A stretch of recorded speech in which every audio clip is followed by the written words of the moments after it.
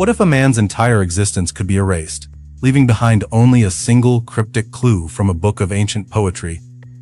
On the morning of December 1st, 1948, on the sun-drenched sands of Somerton Beach in Australia, a discovery was made that would launch one of the world's most enduring mysteries. A man, impeccably dressed in a suit and tie, lay peacefully against a seawall. He had no wallet, no identification, and even the labels from his clothing had been meticulously removed. He was a ghost. The only clue to his identity was a tiny piece of paper found sewn into his trousers bearing two words. Tamám Shud. It is finished.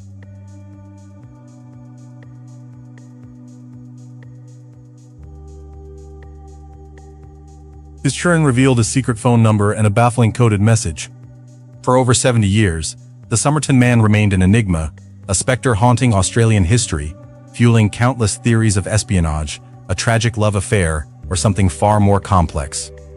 Now, with the advent of modern DNA science, are we finally on the verge of giving this unknown man his name back and solving a puzzle that has captivated the world for generations? On the first day of December, 1948, the quiet Adelaide suburb of Somerton Beach awoke to a placid sea and a cool summer morning. But against the seawall, a strange stillness.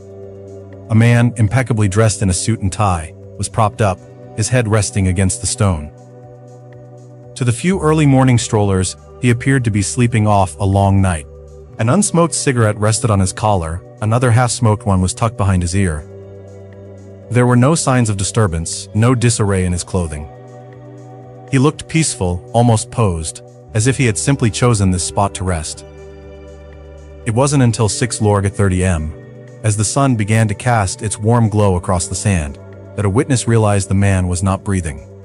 The tranquility of the post-war dawn was shattered by a silent, inexplicable event.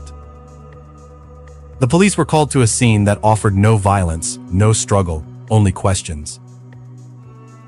Who was this man, and how did he arrive at his final, serene posture on a public beach, unnoticed by the world until it was too late? His journey had ended, but the mystery was only just beginning. At the Royal Adelaide Hospital, the unknown man became a clinical puzzle. The autopsy, conducted by pathologist Dr. John Dwyer, deepened the mystery. The man was in peak physical condition, estimated to be in his mid-40s. His hands were soft and unmarked, suggesting he did not perform manual labor. Yet his calf muscles were high and developed, a distinctive trait often found in ballet dancers or long-distance runners. His heart was healthy, his organs pristine, yet something had stopped them. No obvious cause presented itself. The contents of his stomach showed his last meal was a pasty, but toxicology tests for common substances came back negative. The most confounding detail was his clothing. Every single identifying label from his suit, tie, and shirt had been meticulously cut away. His pockets were nearly empty, yielding no wallet, no keys, no identification. He was a phantom, perfectly preserved but utterly anonymous. Police had a body, but they had no name, no past, and no clear reason for his final moments on the sand. The man with no name was now a case for the nation. For months, the case went cold. The man's body remained unclaimed in the morgue, a silent testament to a baffling dead end. Then, in April 1949, a second, more thorough examination of his belongings was ordered. Professor John Cleland, a senior pathologist, meticulously inspected the clothes one last time. Tucked away deep inside a tiny, previously unnoticed fob pocket sewn into the waistband of the trousers, his fingers found a small, tightly rolled scrap of paper. When carefully unfurled, it revealed two words printed in a distinctive, ornate typeface. Tamám Shud. Investigators were initially stumped, but a library expert soon identified the phrase. It was Persian, the final words from the classic collection of poems, the Rubaiyat of Omar Khayyam. The translation was chillingly poetic. It is ended, or finished.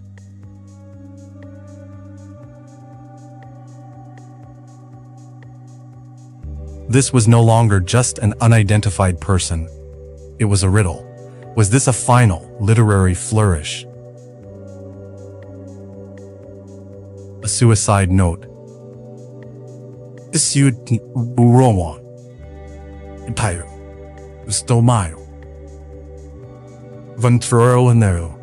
The police launched a nationwide appeal, searching for the specific copy of the book from which this final, fateful page had been torn. The public appeal for the book yielded a stunning breakthrough. A local man came forward, recalling that around the time of the incident, he had found a rare edition of the Rubaiyat tossed into the back of his unlocked car, which he had parked near Somerton Beach. He had thought little of it at the time, but the news report prompted him to turn it over to the police. On the final page, a section was torn away. It was a perfect match for the Tamám Shud slip. The mystery deepened exponentially when investigators examined the book's back cover. In faint pencil, nearly invisible to the eye, were 5 lines of capital letters, seemingly a complex and unbreakable cipher. Below the code was a phone number.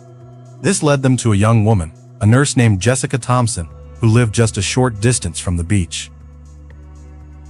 When detectives presented her with a plaster bust of the unknown man's face, she was visibly startled, appearing completely taken aback, to the point of giving the impression that she was about to faint. Yet, she denied ever knowing him. Her fear was palpable, but her lips were sealed, adding another layer of intrigue and secrecy. The nurse's strange reaction, the unbreakable cipher, and the suspected use of a rare, untraceable substance all pointed away from a simple tragedy and towards a far more sinister explanation: espionage.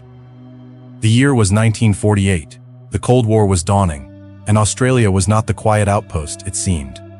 The Woomera Prohibited Area, a top-secret Anglo-Australian weapons testing range, was located not far from Adelaide and was a prime target for Soviet intelligence. Could the Somerton Man have been a spy, either friend or foe, whose mission had gone fatally wrong? Was the nurse his handler, a lover, or a contact he was meant to meet?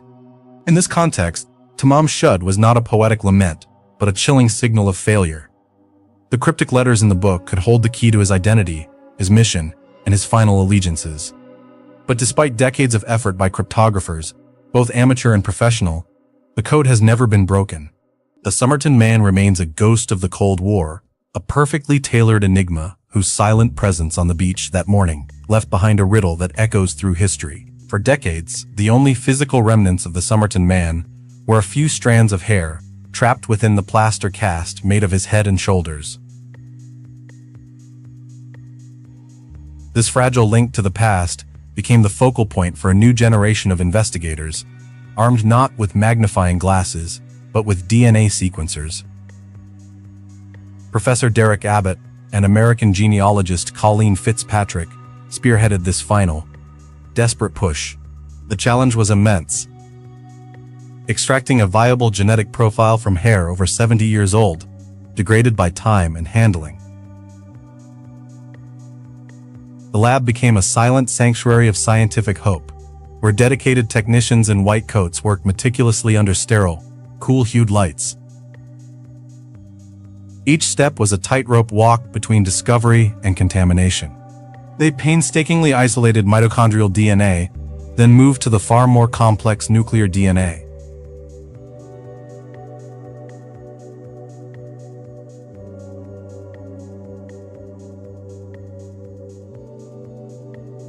It was not a name, but a series of markers, a faint whisper from the past. A family tree began to take shape on screen, ridding them not to a spy or a sailor, but towards an ordinary family with an extraordinary secret. The ghost on the beach was finally getting closer to home, his identity encoded in the delicate helix that had survived it all. The digital ghost had a name: Carl Charles Webb. Born in 1905 in a suburb of Melbourne, he was not a spy or a foreign agent, but an electrical engineer and instrument maker. The investigation pivoted from forensics to biography, from a cold case to a lost life. Photographs revealed a quiet, thoughtful-looking man. Records showed he was the youngest of 6 siblings, a man with a passion for poetry, particularly the Rubaiyat of Omar Khayyam. This detail sent a jolt through the case. the very book that had been so central to the mystery. Webb was married to Dorothy Robertson, but their relationship was strained, and they had separated. He had effectively vanished from his own life long before he appeared on Somerton Beach. Why did he leave? Was he fleeing a troubled marriage or something more? He was described as a reserved man, prone to quiet moods. His workshop, filled with schematics, vacuum tubes, and precision tools, painted a picture of a methodical mind.